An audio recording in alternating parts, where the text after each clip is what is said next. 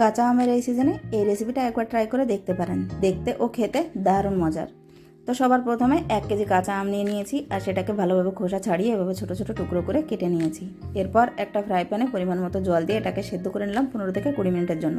তারপর একটা হ্যান্ড উইক্সের সাহায্যে বেশ ভালোভাবে এটাকে ব্লেন্ড করে নিয়েছি। এরপর একটা স্ট্রেনারের মাধ্যমে এটাকে বেশ ভালোভাবে সেঁকে নিলাম।